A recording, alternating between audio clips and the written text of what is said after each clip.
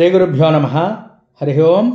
ఇప్పుడు మనం చూస్తున్నటువంటిది కామాఖ్యాదేవి. ఈ కామాఖ్యాదేవి కాశీఖండంలోనే చాలా గొప్పదిగా చెప్పబడుతోంది. అందరూ కూడా దీన్ని తప్పక దర్శించండి. ఇందులో అనేకమైనటువంటి ఉపాలయాలు అయితే ఉంటాయండి. ప్రత్యంగిరాదేవి, అలాగే సంతోషమాత మొదలైనటువంటి అద్భుతమైనటువంటి మూర్తులన్నీ కూడా మనకి దర్శనం ఇస్తాయండి. ఇక్కడ అందరూ తప్పక దర్శించవలసినటువంటి దేవాలయం.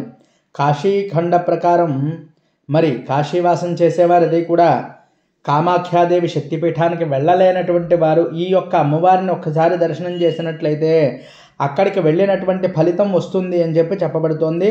ఇక్కడ అమ్మవారి యొక్క విశిష్టత ఏమిటి అంటే, కాశీఖండ ప్రకారం కామాఖ్యాదేవి అనేది పరాశక్తి స్వరూపం. కామరూపంలో ప్రాంతంలో వెలిసినటువంటి ఈ దేవి భూమిపై లింగరూపంగా ప్రతిష్ఠించినటువంటి అష్టాదశ శక్తిపీఠాలలో కూడా అత్యంత గూఢమైనటువంటిది సతీదేవి అంగం పడినటువంటి ప్రదేశం కాగా కామాఖ్య ప్రసిద్ధి చెందింది. కామకళ, ఇచ్ఛాశక్తి, జ్ఞానశక్తి, క్రియాశక్తులకు మూలమైనటువంటి శక్తి ఇదేనని చెప్పి మనకి శాస్త్రాలని కూడా చెప్పబడుతున్నాయి.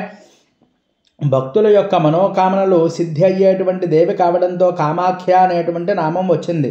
కాశీఖండం చెప్పినట్లుగా కామాఖ్యాదేవిని దర్శించినటువంటి వాళ్ళకి ఎటువంటి దోషాలైనా కానీ దూరమై సంతానాభివృద్ధి, ఐశ్వర్యం, శాంతి, విద్య, సిద్ధులు ప్రసాదమవుతాయి అని చెప్పి మహామాయ, భువనేశ్వరి, త్రిపుర సుందరి తత్వాలను అంతర్లీనంగా కలిగినటువంటి ఈ దేవి యొక్క శక్తి సంప్రదాయంలో అత్యంత పవిత్రమైనటువంటి దైవంగా మనకి చెప్పబడుతోంది. శివుడు, విష్ణువు, బ్రహ్మ కూడా ఈ కామాఖ్య తత్వాన్ని ధ్యానం చేసినట్లు పురాణాలన్నీ కూడా తెలియజేస్తాయి. అటువంటి అమ్మవారు ఈ కాశీలో కామాఖ్యాదేవి తప్పకుండా మరి దర్శనం చేయవలసినటువంటిదండి అమ్మవారు.